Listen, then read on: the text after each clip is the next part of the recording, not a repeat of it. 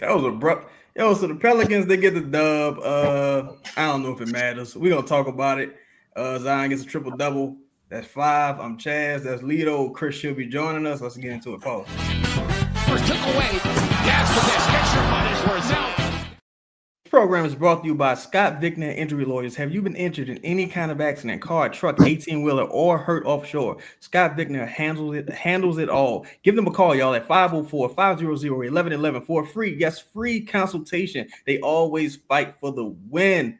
Yo, I want to ask y'all something out the gate. If y'all was Chris Olave, would y'all retire, or would like they brought Derek Carr back? Chris Olave probably got about 2 seasons left to live.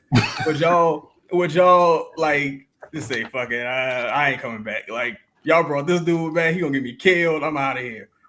Chris still on his rookie deal. Yeah, I'd have an injury. I don't know how to pull it off, but I'd have an injury.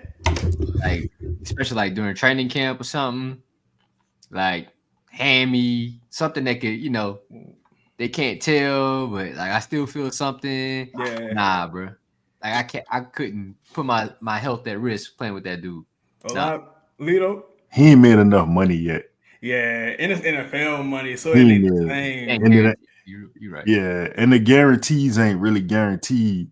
I don't know what his contract situation is, but if I'm look, I know this is a Pelican show. Mm-hmm. I don't think Chris Olave a number 1 wide receiver anyway. Hell no. Hell no. That's why I was like, y'all priority is a motherfucking safety. He bet like you still got Cam Jordan as your number 1 defensive end. But we're gonna talk about Saints another time. Y'all check out Chris on this network, not Chris Conner, Chris Rosenroot. He talks about the Saints. One of the best Saints coverage in the city. Shout out to everybody in the chat, man. We got Shane in the building. We got Rob McCoy. We got Corey. We got Buku Stat Guy. We got DJ Trauma. We got Ronald in the building. We got Flight Mizar. Appreciate everybody. Buku Stat Guy. What's happening? You're not getting no second round pick for Olave, big dog. You're not getting the Southwest check bag for Olave. Let's see. What's popping here? So tonight, Pelicans pull off the victory. I don't know what the fuck Norman Powell was. I just realized he's been out for a while, but it was an impressive game, man. The story of the game has to be the Pelicans shooting 55% from the field and 55% from the three-point line. And Zion Williamson getting another triple-double this season. I think it's his, second triple-double this season? Yeah, of his career. Oh, of his career, yeah. That's pathetic. We're gonna talk about it, though. Five, let's start with you. What did you make of tonight's game? I'm not tripping off the win, right? I would have loved the loss, but I'm not tripping off a win. But this is kind of what we've been alluding to. Like, if you're just a fan, you just want to see a competitive game on a consistent basis, right? From a team. What I loved was Zion, just taking over a game. We always talk about how he has this, I would say, like, video game like experiences like throughout some of these games. You're like, bro, this dude is amazing. Like, he can do anything. I loved at the end of the game the behind the back on Kawhi Leonard pull up. I mean, that might have been like 7 feet from the rim, but it was good to see that he tried it, right? Like, he's almost like becoming his own, understanding like where he can get to, the enthusiasm, the screams, the like, I'm really like that. That's the most impressive thing that I saw from Zion and the team, and them, just playing off of him. He understands his gravity, getting, I think it was 12 assists, if I'm not mistaken. Yeah. Guys making open jump shots. So hopefully this is a recipe for David Griffin and staff. Hopefully somebody else. But let's just surround Zion with guys that can, replicate this. They may not shoot 55% from 3 every game, but can they, replicate something like this in the future? Lito, what did you make? Again, Zion triple-double, had a really clutch basket at the end of the game. Well, got fouled on a clutch bucket. He didn't make it, but he went to the free throw line and made both of his free throws. What did you make of? I think this is the shot here. Yeah.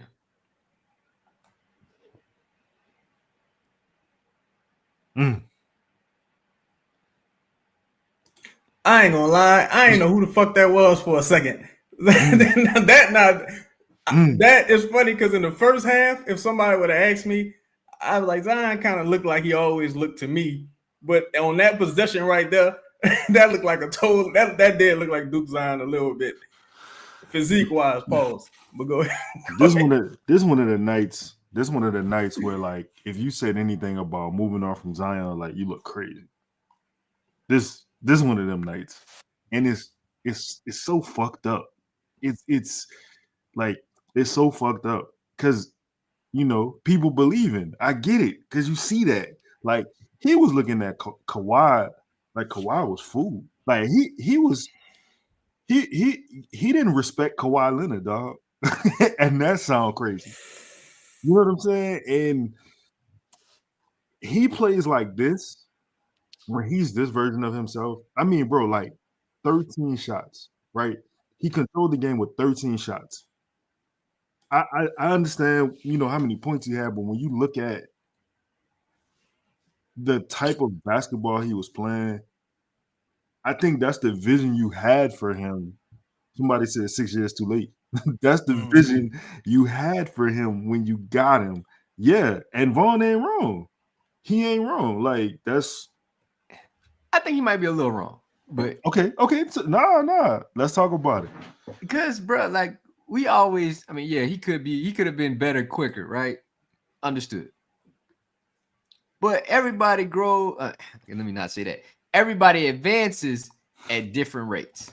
Yeah. Right? Like, and then we got to understand who his coaches are, who the general manager is, like the environment that he was put in. I'm not, trying to alleviate Zion of any wrongdoing because he has a large portion of the blame on himself for sure. But I can still see how the foundation wasn't put right in front of him for him to succeed at times. Maybe, just maybe, if he was in a different setting, not just like different in New Orleans, but like maybe if the setting around him was better, we'd see a different version. If there was a plan in place, we'd see a different version early on. Yeah, this shouldn't be Zion's second triple-double of his career. For sure. But who's actually assisting in that to help him get to a better predicament, right? He's still, 24? Yeah. Hey, all right, he's entering. He should be entering the prime of his career. Mm-hmm. No, Chris, I'm passing it to you. Pause. What did you make of this possession? Because we've seen him do this several times, a lot of times against the Clippers, actually, which is interesting. But what do you make of this? Here you go. Now Z. Yeah, he's going the distance. We've seen it too much. There's the difference. Now guys don't want to foul. What do you make of that possession? Again, it's something I don't want to keep focusing on this man's physique, pause, but you see the muscle like striations in his arms. So it's to the point where it's like, all right, this talking about a dude who doesn't play every night and he's playing limited minutes. So that means off the court, they got maybe he got one of them things, like maybe Ozempic make pills now, or he got like some type of regimen that's working for him to keep him in condition even when he isn't playing or when he's playing limited minutes. But what do you make of that possession? Just his performance totally. I mean, I think so. His first triple-double came against the Suns, right? And I believe so, yes. I think one of the things we talked about is how he always kills the Suns, right? It's just no matter. Yeah, Clippers are like, to me, the Clippers in that same boat. Like, yeah, pretty much. Every time he plays the Clippers, every time he plays the Clippers, like these type of things happen. I wouldn't be surprised that. I mean, I don't know the last time I've seen Zion lose to the Clippers. To be honest, off top of my head, I can think about 4-5 wins that he's been a part of over the past 3 years. So, yeah, man. I mean, for whatever reason, he just has that team's number completely.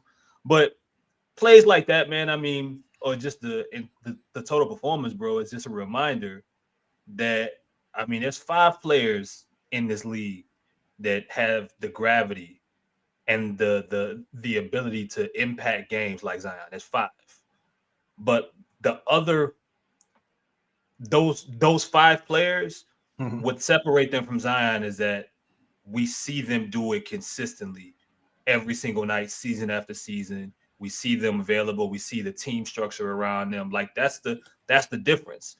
So it's just it's it's almost a tease of sorts, pause, when it comes to Zion, because you gotta, if you're able, like he's the kind of player that can really transform the idea of what you really need on your roster or what you can sacrifice because of how good he is.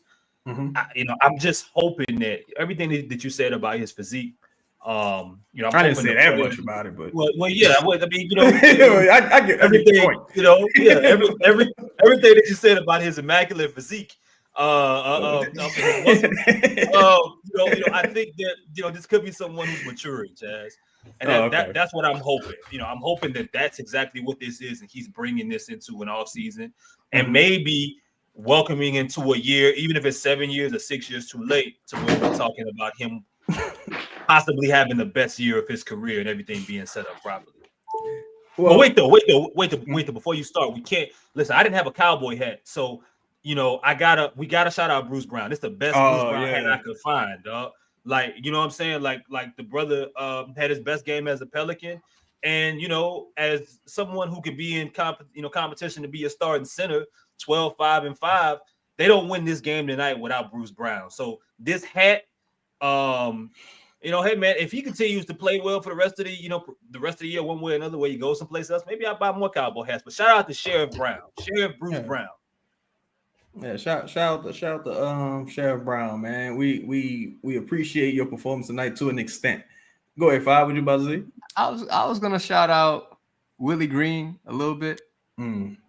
Just tidbit here. I mean, he didn't face Ty Lue, so still, he did something really smart. He called back-to-back timeouts when they were on the sideline, right? Which advanced the ball to the other side. They only had like 1.6 seconds left to get it across half court before they got a shot clock violation. 8-second violation in the top half of the court, right? So I thought that was super smart. I didn't even know that rule. Hopefully somebody else told him that so I can not give credit to Willie Green. But in this case, I'll have to give him credit because that was super smart. I did not see that happen. So I was talking to somebody earlier today, and we've had a couple of different conversations about like the construct of this team moving forward, going into the offseason and beyond. Bruce, the reason I thought of that because you mentioned Bruce Brown, and I think it's very debatable if Bruce Brown's a part of the future of this team. So just like Javonte Green, he went through a stretch where he was making like some major plays. It was like 1 or 2 a game, but they were significant plays. And now he's not with the team no more. So it's like, well, damn, you done fucked up our little 2% with your 1 or 2 plays, and you ain't even a part of the future. And I'm gonna follow this up with another question, but do you guys take anything away from a person like Bruce Brown, who probably isn't a part of the future, or I don't know, maybe CJ, or just any guy that may realistically not be a part of the future? Do you kind of get annoyed by them impacting the game and lottery odds negatively? Or do you, at this point, it's like, fuck it, it is what it is? I'm sorry, before you answer, we got 210 people in the building. And somebody, please give me a count of likes. Give me a count of likes in 5 minutes. If the likes ain't where they need to be in about 5 minutes, I'm gonna have a problem. So let's get the likes where they need to be. We appreciate everybody joining us. 2:15. Hope y'all made it home from the game safe. It's all love. But yeah, we're gonna start with Five. What do you make of a gentleman like a Bruce Brown having an impact on the game, and he may not necessarily be a part of the team's future? It's not him. Like, I can't be like Bruce Brown played terribly. Yeah, because fuck you out there, you gotta play. Yeah, you know what I mean. It's the coaching staff, really, because Bruce is probably playing for his next team. He got to show good tape, show he a good teammate, right? So it's up to the organization and the coach to understand, like, hey, we need to be losing right now, right? When Zion hit his thresholds for minutes, he should have been taken out of the game, right? When CJ hit his threshold for minutes, he should have been taken out of the game. Trey the same way.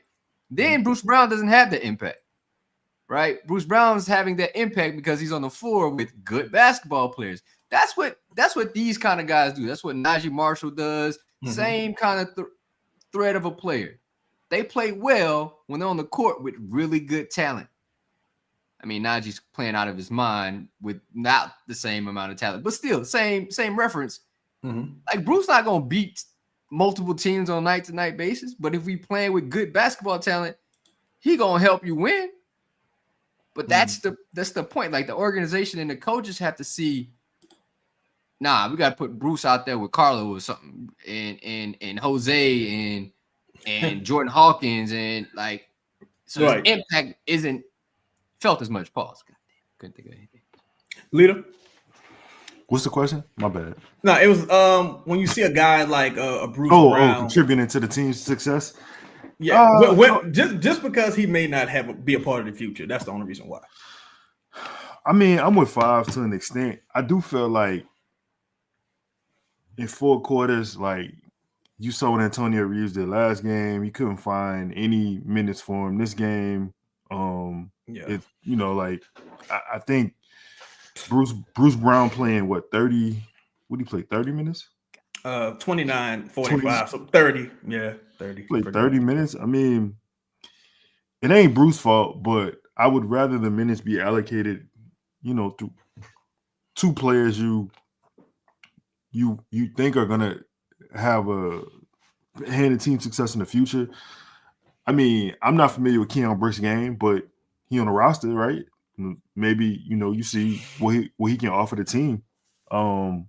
Also, I mean, I don't know what they know with JRE. I'm so confused about the. Yeah, that's got to be one of the weirdest situations on the team. Like, what the fuck was the point of this?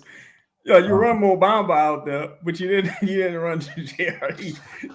Hey! Since we here, fuck it, let's pod. Listen, I feel like.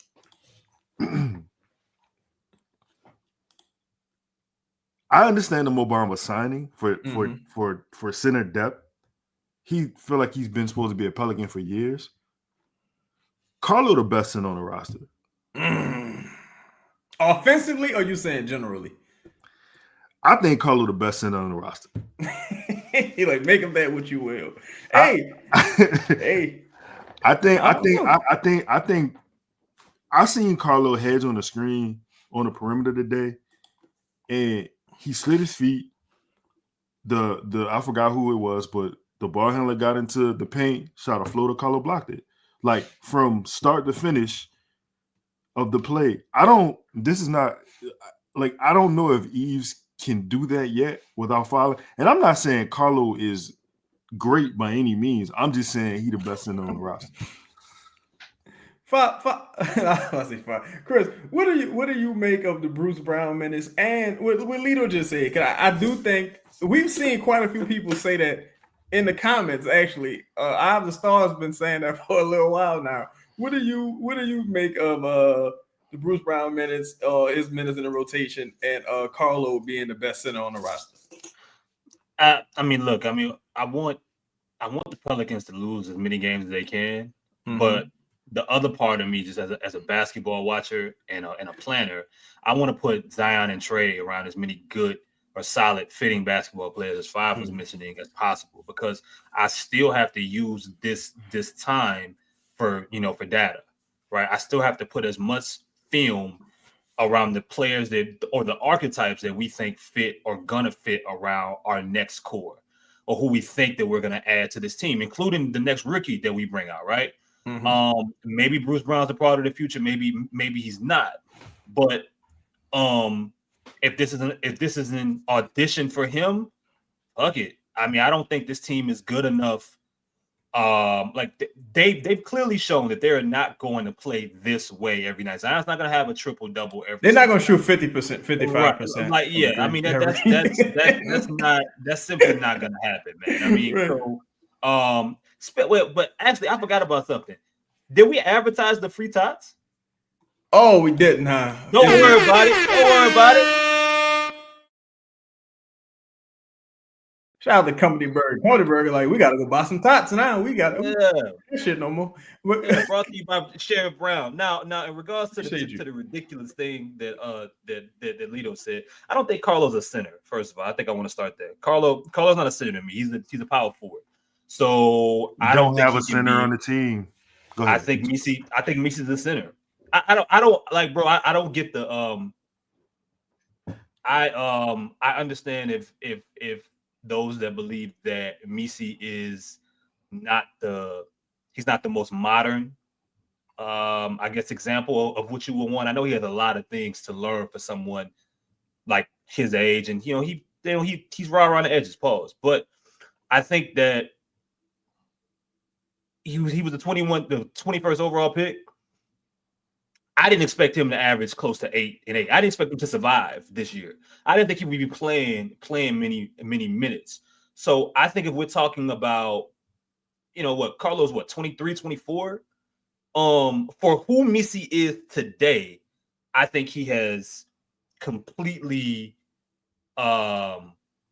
beat expectations. So for me to think that can't get better going forward, I got to at least see that, because I'm already surprised on the player that I've seen in year one.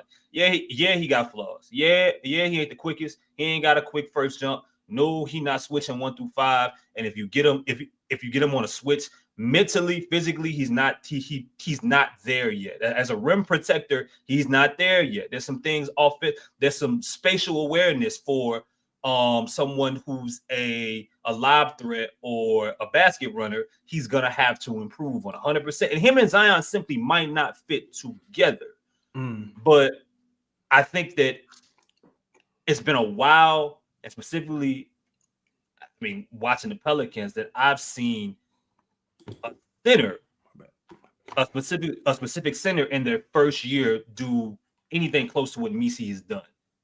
We got to figure out where his floor is and where his ceiling ultimately is, and they got to get him a point guard. I do think ultimately for guys like him, they need point guards. But I don't think I think Carlo now if you want to say that Carlo's the best big on the team, that's an argument I think I would have. But a center, I don't see it. Like you couldn't survive with Carlo and Zion closing games, for example. I don't think you can survive that. But I think that there are lots of matchups that you can survive with Misi and Zion, and you have to invest in that going forward. But I'm not saying that they don't that's the thing, prospect. I can't say off of 30 games of them playing together that they don't work together. I can't say that. Even if everything in me basketball wise tells me it doesn't work, we do all this talking about coaching. We do all this talking about Willie Green. We do all this talk about roster construction. Like, are we saying that a good coach can't make this work? Because honestly, if we're talking just basketball, there's no reason that Cleveland should work. Jared Allen and Evan Mobley, in a lot of ways, should not be able to work together for a team that has they shouldn't be able to work, right? To me, I disagree. Because you got a bit Jared. Whatever you consider Mobley to be, whatever the spot is on the floor, he has guard-like ability, and he can switch. He can play. He plays defense. Their interior defense is going to work. Mobley is passing. You're doing high pick and rolls. He's passing big to big. He can get Jared involved in the game, and Mobley can create offense for himself. It's different for me in my eyes with them. Okay, but why though? Why is it? I know you explain why, but we saying in 20, 30 games that this is just the best that it's gonna go. Because a lot of things that you just explained to me in regards to Mobley and Allen, I can make an argument that with the right coach, Zion and Misi could duplicate. You know what I'm saying? I think when I watch Mobley, now that Mobley's offense is like expanded to the level it has, I don't know if Mobley and Allen is a comparable comparison, just because you're talking about a two big. I don't count Zion as a big, but you're talking about a 3 big lineup versus a 2 big lineup, right? Whereas to me, I think Zion, Misi, and Carlo works because Carlo is a semi-threat to shoot. So he can at least space the floor, and you got to kind of be accountable for it in the corner. Whereas Mobley can shoot himself. So it's like until Zion really is shooting threes or things of that nature, it's kind of like Eve may just always be in the way. And that's probably just how it's going to be considering what type of player Zion is. But Five, I wanted to get your perspective on what Lito said just now. Do you think Carlos the best big on the roster? Or 5 on the roster? And Chris is the best. He could potentially be the best big on the roster. Truthfully, I think he has, again, I said this on a previous show, I think he has a greater potential than Carlo has a greater potential than Misi, right? The athleticism, like his shot looks good. So I have faith in that. Like, okay, you work on that. If he gets like the little things down, Carlo will, I think, surpass Misi head and shoulders. Like being able to screen, understand. I mean, that's the big one for me. Being able to roll, catch on a roll, playing 2-on-1. If he can play in the dunker spot, I think he's the better fit alongside Zion than it is Misi. Can he rebound at a higher rate? They like to put out that stat that Misi is like 4th in the NBA in offensive boards. Well, you do play for the Pelicans, and they miss a lot of shots, dog. So let's not put that. You just get more opportunities. But just the Misi and Carlo comparison, it's just two different players. I do think time on task for Misi and Zion would improve their spacing, their kinship. Hell, we had waited on Brandon and Zion to spend time on the court. It just never happened. That's the problem, right? Like I think Chris is saying, with the right coach, maybe it would work. And I do believe just the Pelicans going to pick the right coach to do so. So that's the more important thing. When you're going to put, the right chef in the kitchen to make sure these two ingredients mix well. Y'all, we got 240 people in the building. Shout out to everybody in the building. Can we get 200 likes? Once y'all get the 150, let me know. I got a story for y'all. And this kind of aligns with my perspective. Honestly, shout out to Big Money Zeke, man. Zeke always gifting the memberships. We appreciate you, bro. We're gonna get to some of these super chats real quick, just to get them out the way. We got Michael Morgan with the 2 pieces. Say, why the starters playing heavy minutes? It looked like I would like to keep everybody around 28, but only Trey Murphy really played like 36 minutes. Zion played 32. Well, fuck, you might as well say 33. CJ played about 33. Bruce Brown played 30. Eve played 26. That's everybody, I believe. It's heavier minutes than they should play, but I don't know if that was like heavy minutes per se. And we got DJ Tram in the building. I got the key and threw it away from the last show. That's on me, y'all. Bunk, go to horny jail. And the rest of y'all with the super chats after me. Hey, man, it was all love. Who knows if that show even happened? That show might have not even happened, bro. What are you talking about? What show? What show? Yeah. You know what? If we could get 20 members, 20 new members, we're gonna put that show in the membership. If we can get 20 new members, we're gonna put that show in the membership. Zeke's Big Money Zeke started it off. He already gifted one. We need 19 new members. For the people who missed it, y'all can no. Yeah, this y'all don't want to miss this. This is like Wilt's 100-point game. Y'all don't want to miss this. The comments is crazy. Yeah, it was a hell of a show. But man, I hate to be the bearer of bad news, but I ain't gonna lie. I'm at the point I don't think none of it matters. I don't think Zion matters no more. I don't think Misi matters. And God help us if Carlo matters. And I just don't. The reason I don't think it matters, I just think you so far away. And when I look at what the Saints doing, Saints just gave DeJuan Howard buku money, man. Right? They just gave DeJuan Howard buku money. They your number one receiver. God help this man may not be playing in 2 years. And I don't mean playing for the Saints. I mean playing in the NFL, playing any type of sports. Because I mean the way things is looking, it ain't looking right. And you looked at everything that's going on. You got 99-year-old Cameron Jordan on the line starting. Mr. I almost got him. And you say, we need a safety. Right? You just lost Paulson and Debo. You just lost, it's just the whole team. It's just a motherfucker not realizing their situation. Right? So when I look at the Pelicans and I'm like, man, again, you need Cooper Flag. Like to me, that's where it kind of ends at this point, because Harper more or less kind of is falling out of the conversation. Not saying that he won't be an excellent player. I still believe he will, but it just, everybody else seemed like a cool project, or like, oh, that's going to be cool. But it's like, yeah, once you get him, that's what's up.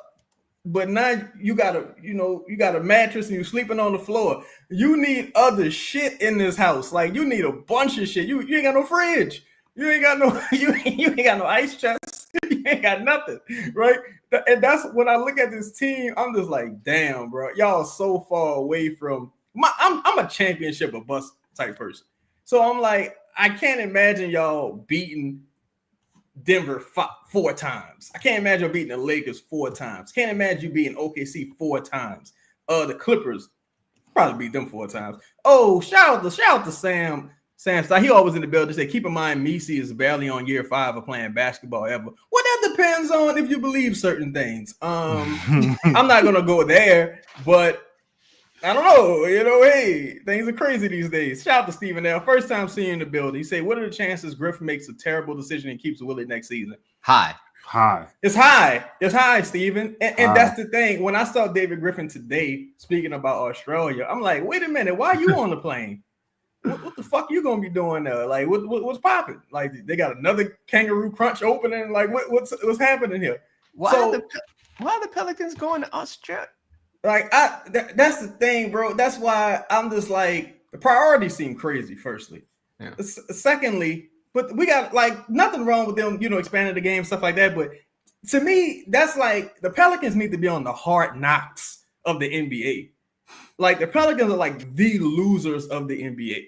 So when I'm just looking at things objectively, I just like, I was like, damn, bro, we so far away. I don't know if any like mid-draft pick helps, or if DC taking the next step helps, really. Chad, let me ask you something, because this would it come down to, and I think we did a show not too long ago about, like, it. While I think coaching would help, some front office changes, would be wonderful. Like, we got a bunch of dreams in all of this. But no matter what, I think how you feel about this team, specifically now going forward, Brandon off the team. Even if DeJounte was healthy, regardless what you do with CJ, Trey taking a leap or not, what is Zion? Do you think that there's any chance that he's a top 5 player? Man, I just don't trust him. Oh, okay. You don't. So you would lean more towards no. Let me also say that not only do I not trust him, I don't think he's better than the best players in the NBA right now. I don't think he has the same overall game impact as a Jokic, as an Ant most nights. I top 5, no. I think he's already missed his top 5 window. I don't think he's in the conversation. So where would you put it? Top 10, I think top he's 15? I think he's in the. I think his potential is in the latter half of top 10, maybe 7 through 10, maybe. Give me some players you think. I mean, you ain't got to be precise, but give me some players you think he would be around in that 7 to 8 range. I think he's around the Jaylen Browns. I think he's around the I don't really want to say, I can't really say LeBron no more, because LeBron just LeBron. He not like LeBron, yeah. He not a thing like anymore. But I'm trying to think who else in that range. I would say Donovan Mitchell. I think Donovan Mitchell's, I count him in that range. Somebody say Ja. I would say Ja. I think they're all in that highly talented player who could kind of carry a team more so through the regular season. Still never seen Zion in the playoffs, and those dudes actually play. Ja to a lesser extent. Now I got Zion over Sabonis. I ain't gonna lie. Sabonis to me just a really cool stat guy. But so somebody say Booker. Not think Booker better. But yeah, it's just Zion just so unreliable. And the thing that scares me with him is he keeps saying this bullshit, when I feel like Zion, nobody can stop me. It's like, Motherfucker, you every day. You're you every. I don't care about how you feel like yourself today. It's like that's why you make the big bucks. That's why you make the big bucks. So you're telling me there's times you don't feel like yourself, and I gotta still deal with that motherfucker. Like I can't invest in that. Can't do it. So he has to be. I mean, for this to work and for it to make sense going forward, he has to be a lifter of sorts. Yes, he has to be able to lift the team wherever in that. But some of the players that you name, like Donovan Mitchell. You name Jaylen Brown. There was another one. They even if they're the best player on the team, they're surrounded by top end talent. Yeah, absolutely. All of them are surrounded by top end talent in ways the Pelicans will not be able to do. So if that's how you see it, like 100%, I think the only way that this can work, Zion has to surpass his being in the top 10. He has to live up to his potential and be a top. If he's a top 5 guy, then it's different. It's different because again, now you're talking about him doing SGA type things, Luka type things, right. like that group. He has to be in that group for any of this shit to work. Facts. Hey, I'll be honest with y'all. I still think he has a chance, like a pathway to be the best player in the league. Wow. And I'm like face of the league wise. Wow. I still think there's a pathway because what like the league is telling me, they don't really give a fuck about Shea, right? It's almost like they don't even want to give him the MVP. Like low key, like there's really no publicity around it. They don't love Jason Tatum. Like you would think, light-skinned cat, nice hairline. Hey, nope. He got a son with him every day, right? Like Passe Blanc. Like he could be one of them. Nope, not giving him the reins. Ja doing what Ja does. It's Zion. They still want Zion. Now it's up to Zion to, take that path. And, Cooper is entering into the league. While Cooper may seem great, I'm a believer, but I don't know if I'm a believer to that extent of like lifting a league. I believe Zion still has a pathway to be the face of the NBA. Yo, Lito, what do you make of that? I think I have a bit of a POV on that, but what do you make of that? Like him being potentially being a top 5, even top 5 face of the league, just generally. I think because now that LeBron and Steph and KD are getting older, and people like KD just, I don't know what's going on. KD just people coming so unlikable, like in like the national media. Now that LeBron and Steph are getting older, you got the next generation kind of ushering in, and Zion was supposed to be the guy of that next generation. Right. Now it's not really looking like that in the short term. But what do you make of him potentially being the top 5 player next season? Oh well, just moving forward and potentially facing the league. What up, Dutch? I can't buy it. I can't buy it. Like you gotta be on the floor. Do that. You gotta be on the floor. You know what I'm saying? Like if he was a guy who like played consistently, would he play 64 games last year? Somewhere around 70 last year. All right. And that was a career high. And we championed that. And that's dope. Like shout out to setting career highs. But like face of the league, you know what I'm saying? Like face of the league playing at least 80, maybe 78. You know what I'm saying? Like consistent minutes. Like I'm gonna tell you this. For me, this is one of the reasons why. When the hoes watching, he never playing. He never play. I'm saying on the ESPN, TNT, marquee. I thought you meant. Oh no. No, he know. No mind. Yeah. Never mind. For they pull this show again. I think What's that. Oh yeah, you're right. Hey, we get 20 members. We're 19. I mean 19. We get 19 more. Let's do it. Let's get popping. And we had 138 likes. We 12 likes from 150. I got a story for y'all that's gonna bring this whole discussion full circle. Go ahead, Lito. But Nah, man. Like 5, I would love to see. Not 5, but I'm saying top 5. I love for him to be top 5, but I think for me, it's probably like somewhere between this version of him healthy. What is that? That's what I'm saying. That's why it's hard for me, bro. For me, because look, if you think he's a top 5 player, then a lot of this shit we talking about don't matter. Exactly. And that's why I'm asking. It's not going to matter.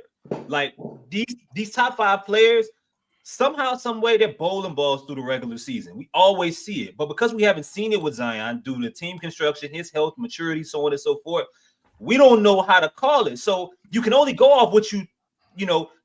Chaz got him around 7, 8, 9, whatever that is with him. Then yeah, you need a Darius Garland and an Evan Mobley and a Jared Allen, and you need a Kenny Atkinson, and you need all these other fucking things. Mm-hmm. But if you a top 5, a lot of that shit is not going to matter. And players that we've never heard of or never cared about automatically just gonna start looking better if he's that guy. And that's like that's the thing, bro. Like if I think he could still be the face of the NBA, that's a 45. That's a minimum 45 win team. Yeah, it's supposed to be. But if not, I think we wasting our time. Period. If he's not a top 5 player, I don't think Zion in New Orleans should even make sense going forward if he's not going to be a top 5 player. Is he a top 5 player? Do you think he's a top 5 player, or can become one in the future? Yeah, you do. This motherfucker, right? Yes, today presently, yes. Yeah. But how often do we see that? That's the thing. What show? Yeah. That's the thing. Like for me, it's availability is the number one thing, right? And not only just availability, is that I know how good you are on both sides of the ball when you're locked in, when you're focused, when you quote unquote feeling like Zion, right? But I don't got time for the ebbs and flows of a motherfucker who not feeling like himself, etc. And still, like I feel like even with him, the league is just getting so much better. You got teams that's slightly better than you. That's still like you're not gonna realistically be better than them next year unless Zion plays the entire year and he takes a step and Trey takes a step and you get a good rookie. Because I look at it, we talked about Portland. Look at a team like Portland and their surrounding talent. They got so much talent, you don't even know who the best player is. Like you can make an argument, almost anybody on that team is the best player. So you got teams like that. You got the Spurs with Wemby coming back.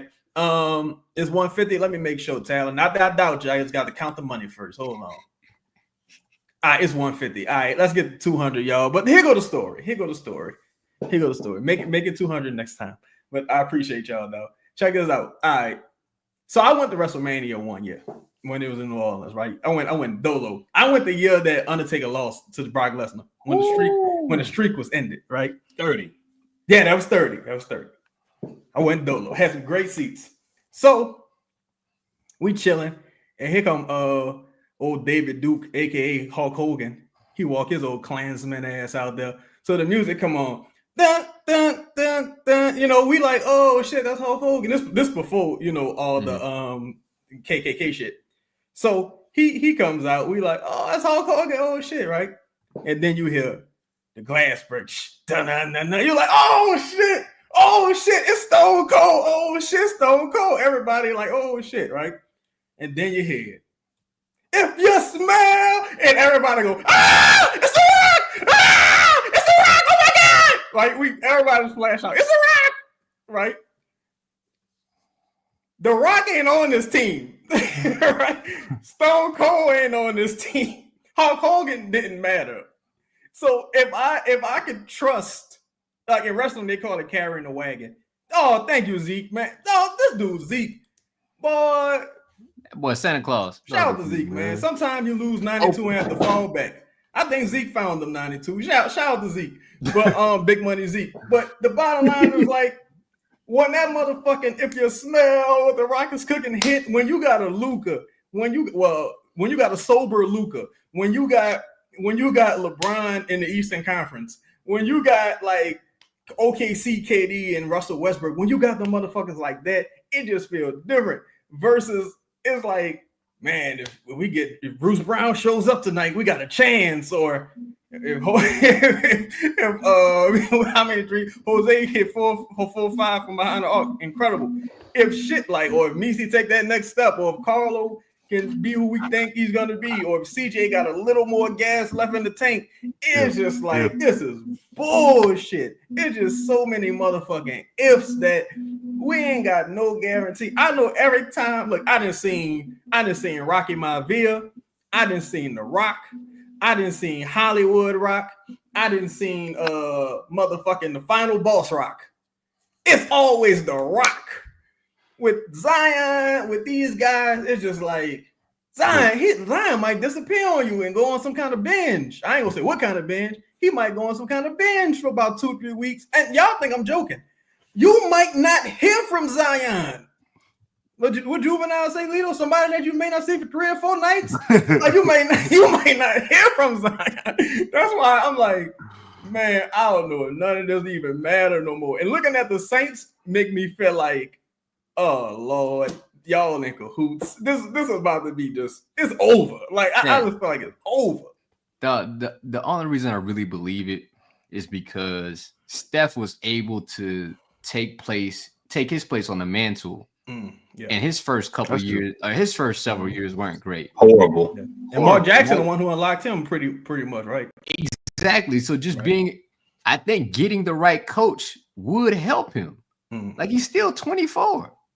Right. Yeah, I'm not saying, you know what I mean? Like, I'm not saying that he's going to, play the next 13 years after this. I'm not saying that. I'm not, but there is a chance. Speaking of great coaches, shout out to Justin Napoli, aka Coach Nap. Justin, we gotta get them. Hey, you Justin shirts soon. I'm telling you, Justin. We gotta print. We ain't gonna say too much, but we're gonna be printing some shirts soon, man, for Coach Nap. But go ahead, man. No. I just can't have you in my gym. Justin, I can't have you on my stream, dog. Hold on. You gotta get out of here. I gotta let me. Just having a good coach, having a Justin Napoli on your side, dog, would help you achieve something. Hey, man, move Justin out this bitch. That's crazy. Can't have you on my stream. Get the fuck out of there. Hey, Justin, you gotta go. Remember Bad Justin is insane, dog. Lala, wow, for that. Oh man, the stuff. You know what's funny? Embiid is a lot of people's favorite comparison. That's the one I've used. Yeah. Best case. He's a hybrid of like Joel and Steph in some ways. Yeah. But that Steph one is is probably the best, I guess, hope that you could give somebody that believes he can be that guy, right? Yeah. Because it's a lot of similarities that you would need from young talent to draft to who you draft. Him just being healthy and taking the fuck off and never looking back. Like Golden State as a franchise at that point, they were years removed from we believe. A bunch of nice stories, but all of their good runs, like as an organization, they came decades at a time. So it wasn't like we look. I mean, Golden State's a first class organization now. Years ago, when I was growing up. Oh yeah, that was the ghetto of the NBA. Yeah. So I mean, man, look, when y'all get some time, go look at Zion's per 36, bro. It's disgusting. Yeah. No, but I don't even know if he could play 36 minutes. Exactly. So, that's the same. This is why what's currently happened. They're giving him I think they're giving him a new aerobic floor, right? 28 minutes here, cool. And now he pushed that to 33 tonight, and he still played well late into the game. It's habits like this that help you. And I really do like the Steph comparison just to this point. It took somebody to be like, we're running this team around you. Yeah, Monte got to go. About you. He's never had that. He's never had it until now, right? We go as you go. Not if Brandon's here. Not if I always thought the NBA would be better if they just break up these super teams because you need top end talent everywhere, not just let's just buddy up and make shit. Like, you need to see the best of Zion. Yeah. And he needs to be depended upon to be the best of Zion. When you got a security blanket, i.e. Brandon, whoever, like, oh, I don't got to have it tonight. No, motherfucker, Brandon ain't here. You got to have it. Pause.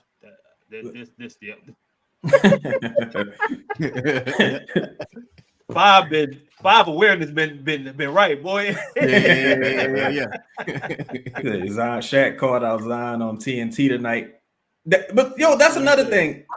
I think he said, like, somebody mentioned it earlier. I think he said something like a 20-point triple-double and shit.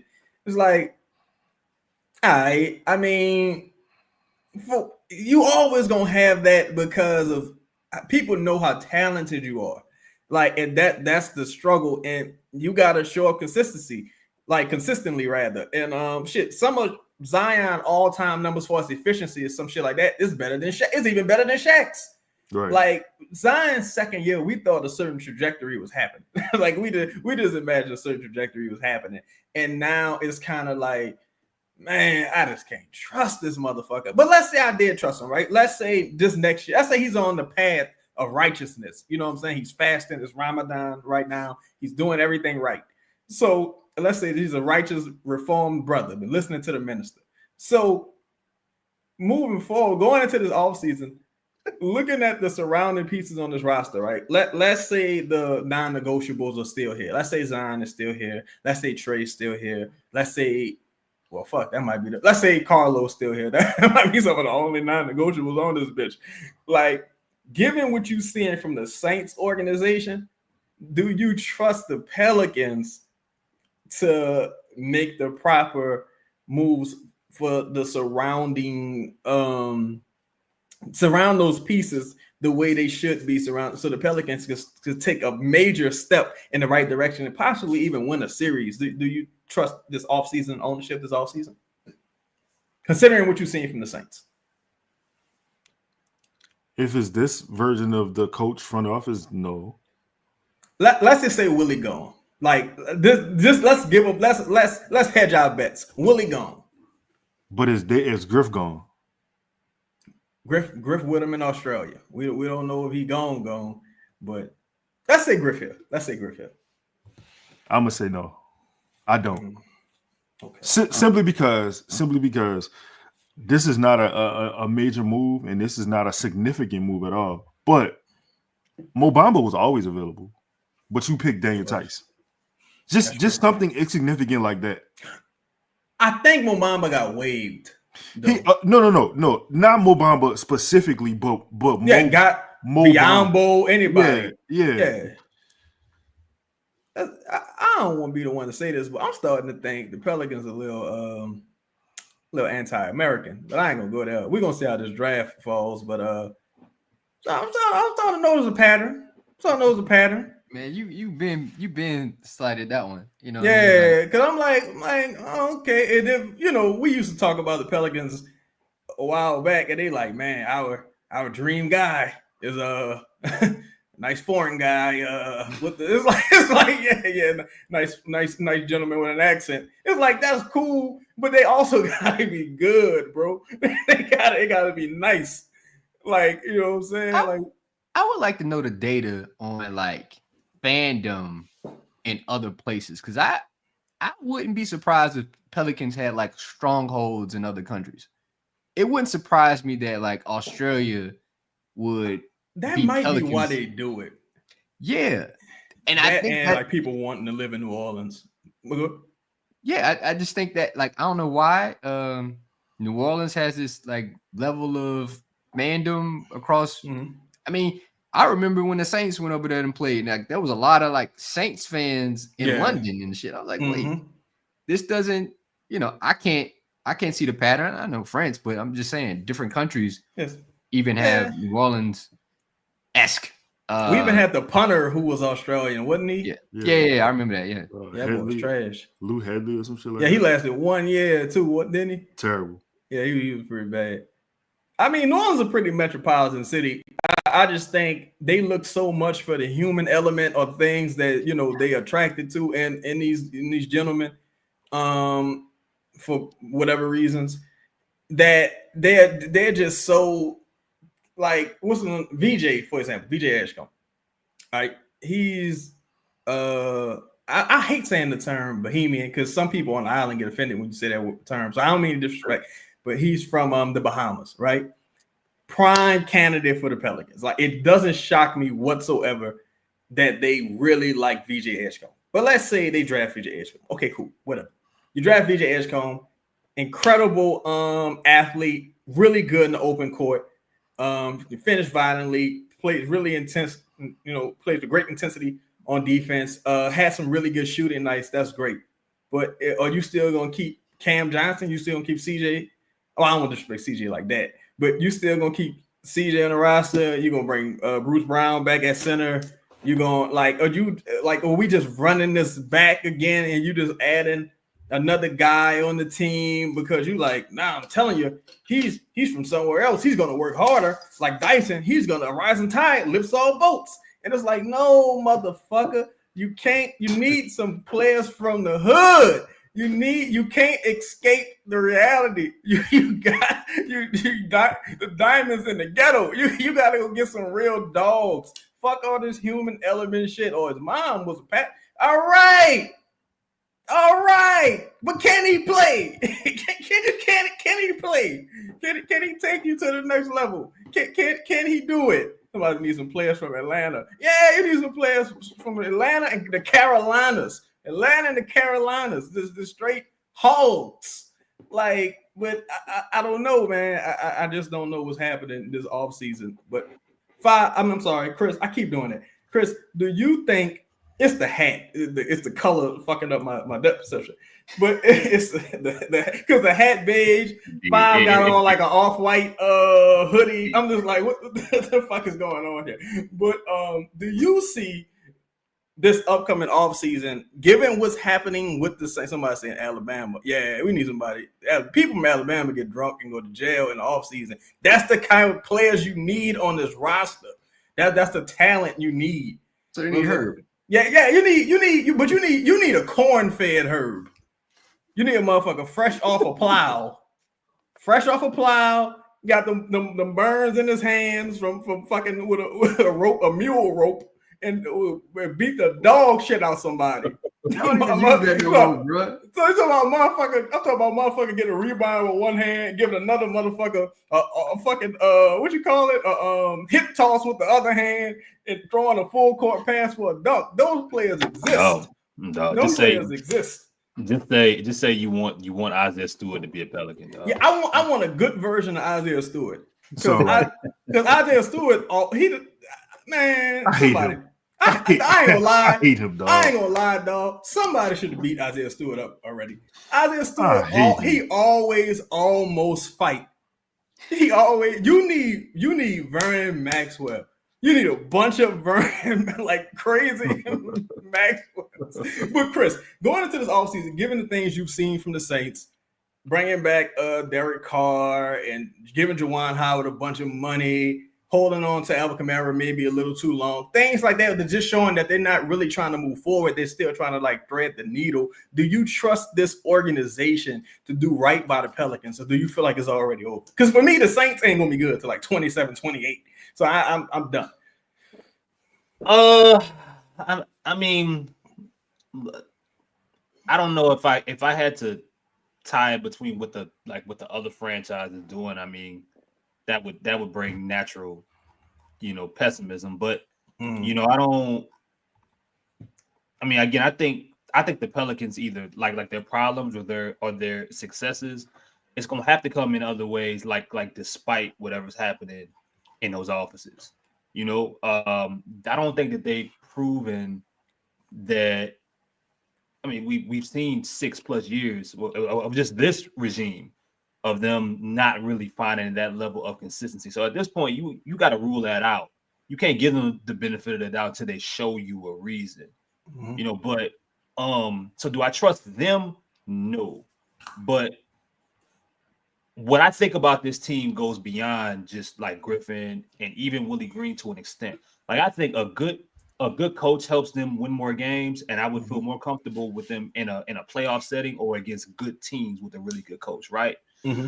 But right now, for this team where they're at right now, I just need to know: can you have a good regular season?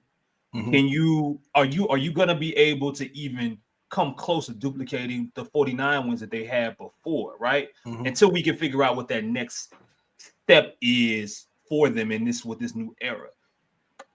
And that goes to the players. Like, that goes to the players that you particularly have right now. I mean, it all goes back to Zion, dog. Like if you think, and outside of Zion, if you think Trey, for example, if you think Zion's a top 10 player and you think Trey Murphy's a top 30, possibly into next year, like, to me in the NBA, for an NBA regular season, that's half your battles. That's half your worries. You draft a rookie, you have some solid role players, hopefully coming back. You get some positive, some positive luck, positive energy in the area, and you'll be all right. You'll be competing in most games night to night.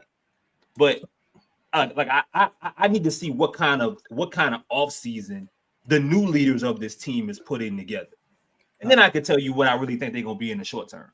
Now let me pass the plate with this question, and before we get to the fan questions and get out of here, appreciate everybody joining, man. Let's try to get the show up to 200 likes, 242 people in here. Make sure y'all get home safely if you're coming from the game. Shout out to Theos also. I had some pieces today. Shout out to Theos, man. But so Chris, you mentioned that a guy like Yves Missi at his current state, because again, he's a young guy, on paper, and he's still he's still got tons of potential, and he could progress. For all y'all, who's starting that point guard next year for the Pelicans? To be determined. Okay, 5. Zion. Ugh. Chris.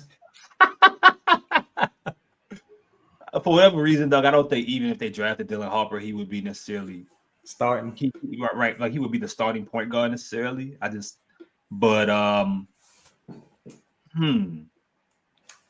could say CJ. Fuck, man. Nobody think Chris Paul? Because I think it's a slight possibility. I didn't even think about that. To be honest, I didn't even think about that. Look. I was talking to Grub, and Chris does have this thing the way he just goes to like now he's going from place to place and just building up just building up whatever they got there and then leaving. Like, dog, we could really pie for a second, dog. This dude has. Look at Shai's ascension after Chris left. Dennis Schroeder benefited from Chris Paul. When he has a laundry list of players that he's helped. I can't think of everybody off the name on the top of my head, but a lot of organizations have benefited from him. They have a better record when they have Chris Paul. I think he'd be a great stopgap or kind of handing off the franchise back. I don't know, some kind of synergy if you could, but I don't know what the price would be. I think you're looking at about $4 million to the minimum because he's making like $4 million now. Really? Yeah, he's not making a lot of money right now. Okay, all right. Make sure I ain't tripping. No, I think Chris making like $10 million, huh? Is he? Let me see. That's what I would have thought. I ain't gonna lie. Yeah, he on a 1-year $10 million deal. So I think but that's what he's been doing though, right? Like for like the past 5 years, outside of like Golden State, he's been going place to place. Side quest. Yeah, side quest. Yeah. I'm gonna go here, build up this house. I'm gonna leave. I need my $10 million because I got the next career that I'm going to right after this. That's really what he's been doing a little bit, and then it's in a lot of ways extending his career. He knows none of these places expect him to be there long. Right. But he's a stopgap at these particular places, making them better, improving with whatever superstar they have. They've all been similar situations. I mean, that would be ideal for a lot of reasons, to be honest. Listen, if you were able to get Chris Paul, I would instantly move off CJ. Right? And I would try to get Dylan Harper. Yes. Yeah. Yes. See if that's your next Shea. There you go. Or your Stephon Castle. Like, that same kind of situation, keeps coming back. I spoke about this in the last show I did. Steph Castle. There's only one place that Chris Paul went and he didn't succeed, and that was the Warriors, a team that already had a system in place, a team that already had a pecking order, and the team that kind of took the ball most out of Chris Paul's hands for extended periods of time. I think Chris Paul would be an ideal starting point guard next season. I would try to move CJ, and because I can't have two small guards, I would have to try to move Jose in that situation. But at the same time, it's like you got Chris, you got Zion, you got Trey, and I'm assuming you running it back with two big lineup. you got Olynyk and you got Messi. Can that team win a series? You think so? Yes. Well, you know what? Let me take that off the table. Can they comfortably make the playoffs, not the play-in? I would say that doesn't matter. That they make the playoffs? Yeah. For this point, I just think they just need to be competitive. Put a good product on the floor. Show some steps towards getting better. That's what you would want to see. Because the residuals of Chris Paul, it's not always just simply what he does while he's there. It's what happens to these players once he leaves. Like, you know what I'm saying? Like, do we ever even learn about Lou Dort until Chris Paul is there? There's like in OKC for that 1 year. Does SGA take those next steps and is ready to take the rings after Chris Paul? Like, you know, after Chris Paul leaves, like it's that kind of situation that and look, like Chris Paul automatically makes Messi better, automatically, because it fits.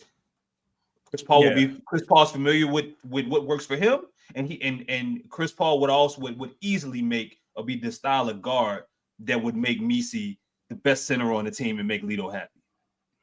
Man. And Chris Paul has kept a lot of dudes in the NBA. Like, I don't think Messi's athletically, I don't think he got like that Tyson Chandler pedigree, but he would definitely be like at least a live threat. Chris Paul knows how to create some space for himself. He can hit a wide open three now. Well, not even wide open. Chris Paul can shoot threes now. He can get to his spots. And all you really need is someone to teach these dudes how to win. That was supposed to be CJ's level, but CJ's never been the number one on a winning team. He always been like Robin. You know what I'm saying? And, you know, that's good enough. And when we got CJ, he was trying to go into a different point in his career. The thing about CJ is, though, like this, the difference between CJ and Chris is CJ, in order for him to help your team win, he's doing it in a manner of scoring.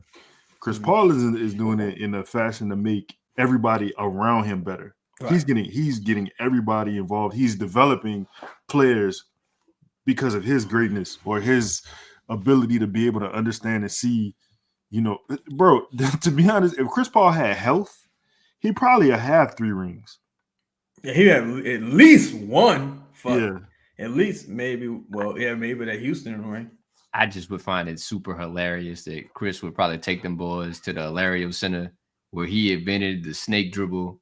Like, the fact that that's the place where this basketball move was invented is wild to me. I don't know. It would just bring at least some kind of synergy of 2 past entities of the Pelicans, Hornets, whatever you want to call it. All right, finally, maybe that kind of cures some curse that was cast upon this team. I'm putting this out there. If they go after Chris Paul this offseason and Chris Paul doesn't retire or some shit like that, and he goes to another team, I think that's it. That gotta be it for any type of Chris. I'm talking about all our fans. It's gotta be it for any type of Chris Paul love. At this point, Chris Paul. At this point, it's like Dallas with Steve Nash. It's like Steve Nash. Actually, it's worse than that. Chris Paul went to like 6 different teams. If you go to another team, that'd be like the 7th team. It's like we just one of 8. we just one of 8 at that point. It was like you gotta go. See, Steve had success in Phoenix. Yeah, them 2 MVPs. So it's like, yeah, that's why I kind of changed it, because it's not really like Steve Nash, because Steve Nash fell off once he went to the Lakers. Chris Paul stayed Chris Paul for a long time, and we've been trying to get Chris Paul for at least 4 years now. And it's like, Chris, stop talking about New Orleans. That's what's up, bro. Just let it go, bro. The woman married now. She done moved on. Stop talking about the high school sweetheart. The woman got kids. She hasn't, Chaz. She hasn't moved on. Yeah, but even if she a single mom, stop talking about this lady. Leave the lady alone. Like, just you move on. Like, leave, y'all like, know what's funny? Y'all know Go what's ahead. funny? He because I don't think there's no way the hell he's retiring in New Orleans or ending it here. It would be a great story. I just don't see it happening. I mean, I hope. But he makes it a point to tell you that he never wanted to leave. Mm-hmm. But you have never heard him say he would be back. open to coming back. Never. That is always conveniently left out. I want everybody to remember that. He wants you to know, I never wanted to leave. But that don't mean I want to come back. No, I'm telling you, I got a fire Chris Paul episode if they go up to Chris Paul, because Chris Paul was only here for like 2 years because of Katrina. So Chris, you keep playing these games. Keep playing these games, bitch. And we're gonna see gonna see where this goes, Chris. Because I got the footage. I remember before the Lakers series, the last thing I said about Chris, we'll get to fan questions. For the Lakers series, Chris Paul was on the stage with Young Money getting a lap dance from Nicki Minaj. I remember that like it was yesterday. Now, would I do the same thing? Of course. But that's not the point. We went into that playoff series and we got stuffed the fuck out. Chris, he was acting like he was hurt all season. Well, we traded Darren Collison and all that. We could at least been competent for a little bit longer. So, Chris, you either look. You had to. I don't think you're getting it. Was it Chris? No, I'm saying you had. Oh yeah, you living probably. Look, Chris. Check this out. You're not going to retirement or any fucking where if you don't play with the Pelicans. You understand me? You might be on a different team. But you playing for me, Kyle. You understand? Like, Chad's talking some gangster shit to Chris Paul right now. Check this out, Chris. And this is off the record, nigga. You're not going to retirement or anywhere else. If they ask you to come back and you say no, I don't want to hear about no fucking New Orleans no more. I'm sick of it. Stop it. Cut it out. Stop fucking lying. Fucking wrong with this guy, man. But let's get to the fan question. We appreciate everybody rocking with us again. The Pelicans have a thrilling victory. We got Michael Morgan with that 2-piece. Appreciate you again, dog. Said why starters playing heavy minutes. Hey man, what can you do? Flight Mizzuck in the building. He said why when Zion feel like Zion. Okay, brother. Zion. Buku stat guy, Zion can just make free throws. I think this is a very interesting point. Chris, what do you make of this? He's shooting. He might be a career low free throw percentage this year. He hit all his free throws tonight. Oh shit, Chris has to drop out. So Lito, yeah, he hit all his free throws tonight. But what do you make of that? Do you think that could add maybe another 3-4 points to his season average? Yeah, I can. I don't remember the stat, but when he was averaging, I think 27 that year, he was shooting, I think 69, 70% from the free throw line. He's averaging 24 right now. He's shooting 64%. So definitely, I mean, let's compound this point real quick. I think he's playing better this year than he was in that year. In the MVP year? That 20 when that was 2021. Like holistically, when you look at his complete game, I think he's playing. I think he's a better player. He's averaging a lot more career highs. And he's definitely in better shape. That motherfucker was like a Ninja Turtle back then. But that motherfucker was clear over 300. But hey, what can you do? DJ, wait, let me see. My dog in the building. He said, "Sit the fucking starters. Good Lord, Griff. Why now? We tanking." I don't know, man. I saw Griff today. Griff looked pale and sickly. I don't like talking about nobody. Look, so you don't know nobody going through, but Griff like he ain't been outside in a couple weeks. DJ trying me to say, "I got the key and threw it away from last show. That's on me, y'all. Bunk, go to horny jail." And the rest of y'all with the super chats after me. Yes, sir. Yes, sir. Zion on probation. Let me see. We got Austin Reno in the building. Zion a dog. I'd rather play here than play against. I'd rather he play here than play against him. We would be kicking ourselves if he succeeded somewhere else. That's a good point. That's how I go. You know what I'm saying? Like that's the alternative. Yeah, that's really fucked up. He say, "My dog, let's see how he starts next season." Yeah, that's facts. That's the other point. Nah, I was about to say something. I'm gonna stall him out though. Say, where's Justin? I can't have Justin on this stream. I can't have disrespectful guy. Coach Justin got some major things happening, man. Well, y'all thought I was joking when I said Justin the best coach in that gym. You know what I'm saying? And hey, y'all better put some respect on Justin's name, boy. There's Allen ability to say, do you guys see the Pelicans making drastic coaching changes like the Saints are 5? I hope so. You know, I hope so. Shit, only one could wonder. Yeah, I just hope the next coach has freedom to pick his staff and coach how he sees fit. Hopefully, we get somebody at least with some kind of pedigree coming from somewhere else that has won and lost and knows how to get guys engaged and can put a system together. So we can see some good basketball here. Yeah, I thought you were about to say Predator 5. I was like, I thought we was trying to get rid of Griff. And so it's the big bad booty daddy.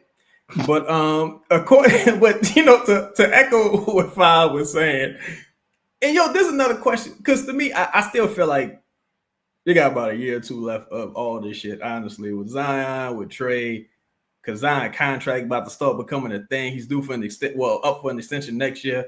Ain't no way in good conscience you can give a motherfucker that extension like right now. Do y'all think this team can survive another gap year?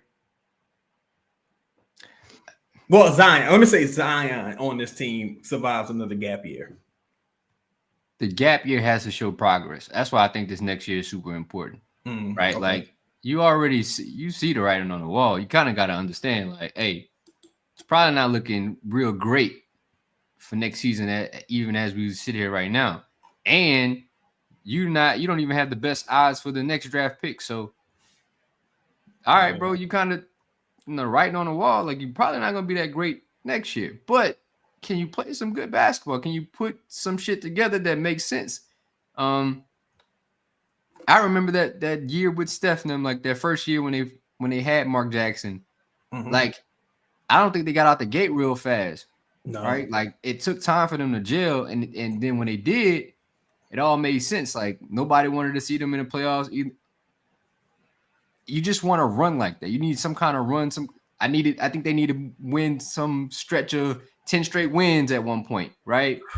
Don't have a stretch of 10 straight losses. Like let's get away from that. Let's build some healthy habits and move forward. Find some kind of strength that you can kind of lean on. Shout out to Buku Sad Guy. Say need a realistic top 6 finish next season. I would hope so. I would hope that they make the playoffs convincingly. At least that'll give you something to build on moving forward. Because even last year, 49 games, David Griffin was SDS. He could say, well, and then the other time, things would have went our way. Like, yeah, but she fought back this time, Griffin. She fought back. And you're not having any fun tonight, buddy. So, shout out to Winsby for real. Can y'all respect Eve Misi, please? I think it's talking about you saying Misi. I'm sorry, saying Carlo is the best center on the roster. I understand, but I don't care. Yo, I don't think nobody being disrespectful, bro. It ain't like motherfucking started. If we played 70 games, he'd have started 68 of them bitches, like 67. Like he's had more than enough time to showcase himself. Sometimes it's been good. Sometimes it's been not so good. He acted like I said he was trash. I just said and look, he may not truthfully be a starting center. He just may be a starting center for the Pelicans that came into the year with Daniel Tice. You know what I mean? He may not be that guy, but we'll have to see. Yeah. So we got shout out to who is that? Oh, Don Dada. Say I bumped into VJ Edgecombe highlights. I think he might be the most explosive player in the draft. Lil Ant-Man in him. Lito gonna need you to highlight him. I got you. I I like VJ, man. The only thing I worry about is his creation in the half court. Yeah. Because the handle isn't really there, and he's 6'5". So now I'm starting to like. I want him to be like either a Jaylen Brown because the athleticism is there, the defense is there, and Jaylen Brown wasn't thought of as a half court guy or a creator. And fuck, they happen to wear the same number. But the only thing I'm like, well, damn, Jaylen was like 6'7". VJ supposed to be about 6'5". I don't know. And he's really a great open court player. That's really good if you want to play, if you're going to be out and running. But I'm like, I don't really know if he can create in the half court at this stage. He does it remind y'all of Victor Oladipo? That's another comparison he's had. I was like, yeah, that's kind of who I see. Super athletic, get out on a wing and run. Not, wingspan's there. To finish above the rim, but his jumper needs to come along a little bit more. Yeah, he's streaky, it seems. So I like him, but it would have to be in the right system. He shot the ball better than I thought he would. Mm-hmm. He's a better, given his athleticism. Mm-hmm. I didn't think that I'm not saying he's a great shooter, but I mean, I've seen some games where he was 2 for 4, he was 3 for 6. He was shooting 50. I mean, he's also had some games where he shot at like 16%. Mm-hmm. So, you know what I'm saying? It is what it is, but like, I think he a project, but I would like to see him play with other talent. Yeah. That way he could just go ahead. My bad, Chris, go ahead. No. Go ahead, Chaz. And I wanna read something that was just like if you saw him in like maybe a Russell Westbrook now type role, the way he could just be like cleanup guy, rebound, get out, transition, push the ball a little bit. Yep. Wouldn't have to do too much in the half court. Chris, what you about to say? Well, so Grub just sent me something. This is totally off topic, but he said Zion is starting to show the fire that comes from not having to share. What y'all think about that? That's it. What you said, Fire? Grub looking at my notes. That's all. Hey man, what y'all think about that? Hey, Grub was funny dude, bro. Super funny. Super. I think it's funny because Zion. He's got a history of sharing, you go back to the knotless braids and the waist beads and things of that nature, he didn't strike me as a selfish guy. But that being said, I think he does benefit from being the de facto leader. Trey pointed out something, not Trey Murphy, I dog Trey in membership, Trey Alexander. He was like, if you notice, you never really see Zion in like the pregame warm-ups jumping with the guys or like, no, now personally, I have a theory about. I feel like Zion kind of look at motherfuckers a little bit beneath him, kind of just from a like, you kids, and he kind of like just mentally he feel like he's on another level, not on the arrogant shit, but just that's how he feels, right? I don't know if y'all agree with that, but what were you about to say? Lito and Chris, like, do y'all think Zion is benefiting from being the de facto alpha? There's no Herb, no DeJounte, and no Brandon. Okay, so I understand the argument that the team was never his or whatever. I feel you. I get it, but why I gotta tell you it's your team? Like, why do I have to force that note to you? Like, we pardon? Go for it. Yeah. All right. So you in the club, you see some sturdy over there, right? You outside, right? Yeah. She giving you the eyes. What do she gotta write a note to tell you to come over there and talk to her? Like she gotta trip and fall and be like, "Hey, motherfucker." Oh wait. Oh, okay. Wait. No. Okay. Finish that. Because there's a different side to that. Go ahead. I'm saying like, what? How many? If the door is open, do you you like why you can't walk through the door? Like they gave you every opportunity to be the guy. They gave you the opportunity to be the guy. Like I don't want to hear because this man got traded now. Okay. That now I have the okay. Motherfucker, where you been for 6 years?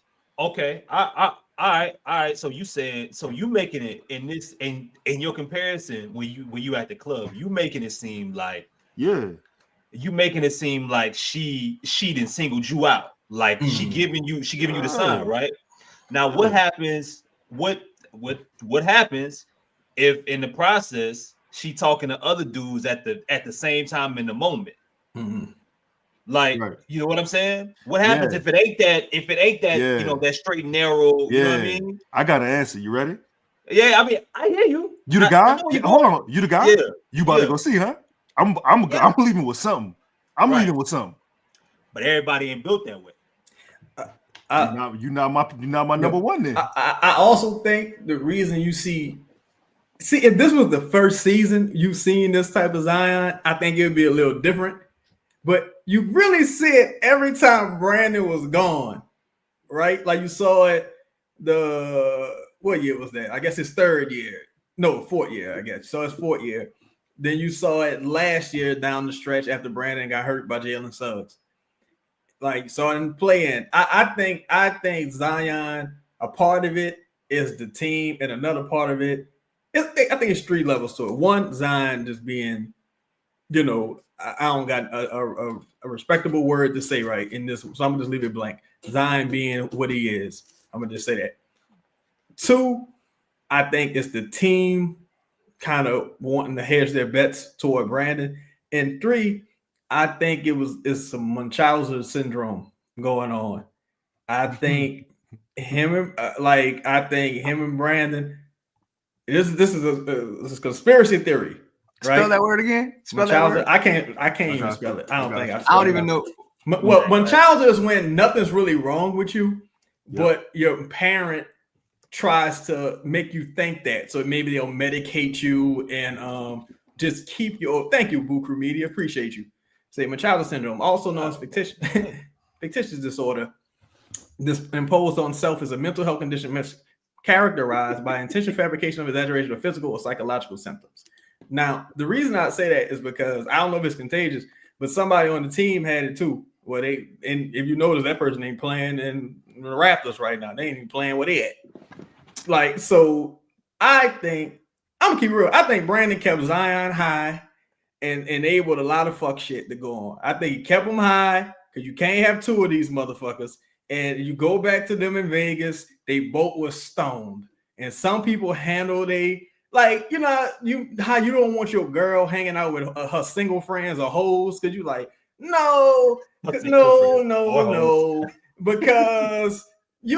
got a man, but all a single hoe do is make 2 single hoes.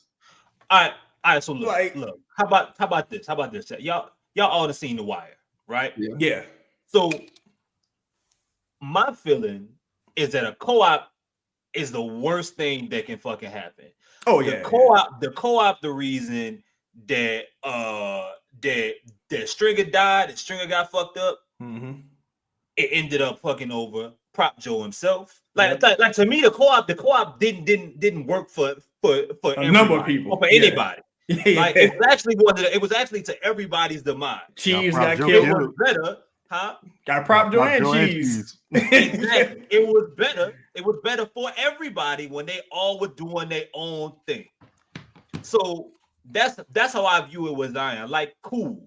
Like, yeah, in an ideal world, I would have loved for Zion to say, everybody get the fuck out of the way. I don't care what you doing, whether they anoint me or not. This my shit. This my team. This my city. This my organization. I'm gonna figure this out and I'm gonna persevere through. However, I also do believe that there are some effects to a co-op. And it's a lot easier and a lot better for everybody when they got their own setup. The co-op fucked up everybody, Dev. He fucked up everybody. Everybody. And I don't think that that's a coincidence when it comes to like this situation here. Like Zion didn't need them. He wasn't built to partner with nobody. He wasn't built to partner. He didn't need somebody to sit down and say, I'm okay. See, I can't talk about the drug, but he didn't need to have someone sit down and say, I could do this for you. I could offer you this. He was that. Fuck, I need to partner with you for. Fuck, I need that. Like, you know what I'm saying? All right. So take that in this. This is what makes me angry. It was never a time in the NBA. I don't care. Drew Holiday was never better than Zion. Never. He was never better than Zion. B.I. was never better than Zion. Like, I shouldn't have to hold your hand and tell you, hey, get to the front of the line.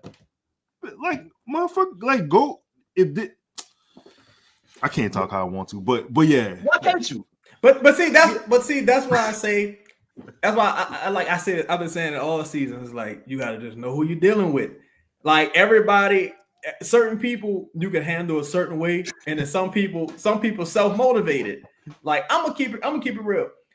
This is probably like the most like, well, damn, maybe I don't have to lock the refrigerator at night version of Zion I've seen. That's crazy. Right? This is the most like, like, yo, this motherfucker is like, wait, he ain't playing about 3 or 4 days and he's still in shape. Like, oh, he still look like a real professional. And I do think that has a lot to do with the drinking and drugging being out of the building. Having some assurances about your place in the pecking order. Motherfucker wasn't even getting introduced last. It was a petty, stupid, juvenile shit. That was like, what? Come on, man. Nobody came to see Otis play. It's all about this guy. Like, can't hit the hits. Man, I really do. I don't know another way to say this, so I'm gonna preempt this with pause. But Zion, one of them people that he needs to be told that is his. Pause. Like there was no other way. I've been trying to think. Like, you absolutely right. All right. Like, yeah. You know what I mean? Yeah. Like he had this welcome to the city. You know what I mean? Like, you can even look at the text messages between him and old girl. Exactly, like, the knotless braids. Yeah. Like you could tell, like he needs to be reassured. I'll pay for them titties. Yeah. He one of them people. Like, why you ever walk into that, Chad? Why you? You know what I'm saying? That's the kind of clearly that's the kind of person he is. Like, wait, what color your nails is? Nah, bitch, I don't like red. But think about it. The motherfucker, like 5 feet right. We've talked about this motherfucker since high school. It's been about him. Even at Duke, surrounded with RJ Barrett and everyone else, it was about him. And I get to the league, and at no point in my first few years is it my team, my organization. I'm getting all this, but I'm surrounded by these other people. My president of basketball operations is talking about the 3rd or 4th best player having a breakout season. Yeah, but you just brought me in. Like what? Like, so I mean, look, man, that's an entire show by itself. Yeah. Hey, hold on. Before we move off this point, I got a question. So based on what Chris just said and what we see about Drew and Brandon and whoever, CJ being here. So when he was at Duke playing with RJ and Cam, who's the guy? I constantly hear Cam was the best player on that team. Well, RJ was supposed to be the guy. Yeah. Right? Zion just took over. Yeah. Right? Like Zion but Duke was already a ready-made established. Like he didn't have to create anything. He just could be Zion. Like he didn't have to build a foundation. Like, again, these college players coming into the NBA, it's a different structure. Like everybody ain't the same. Well, even in college, everybody ain't the same. But the NBA is a different level. It's business people getting paid now more than ever. Like, nah, bro. Like you gotta lift this up. Like people were expecting what Bron did in Cleveland, making that city billions of dollars at one point to happen here in New Orleans. And that was the pressure I think Griffin was trying to alleviate by saying Drew was going to be the best player. But I think they just fucked it up.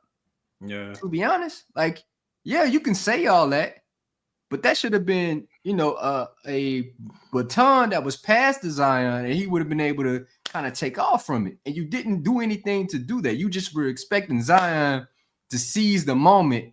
But what moment? What did you do? And I guarantee you, Drew was like, Raggy? I don't want this.